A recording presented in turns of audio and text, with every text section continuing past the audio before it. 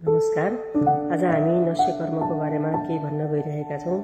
नस्यकर्म भनेको चाहिँ नाकको मार्गबाट उपचार गरिने एक आयुर्वेदिक प्राचीन विधि हो, जसबाट चाहिँ शिरसँग सम्बन्धित रोगहरू जस्तै पुरानो भन्दा पुरानो पिनास, माइग्रेन, नाकको मासु पलाउने, अनिद्रा, कपाल झर्ने, समयभन्दा पहिले कपाल फुल्ने, कपालमा चाया पर्ने, टाउको दुख्ने, आँखा दुख्ने, आँखा कमजोर हुने, नाकको हाड भाँगिएको, नाकको एलर्जी, पटक पटक चिसो, धुलो, धुवाको एलर्जी, मुख भाँगिएको, फेसियल प्यारालाइसिस जस्ता रोगहरूलाई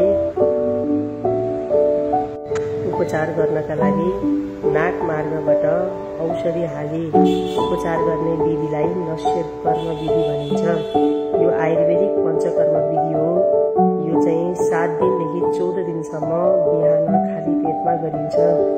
यो प्राकृतिक र साइड इफेक्ट रहित एक महत्त्वपूर्ण चिकित्सा पद्धति हो।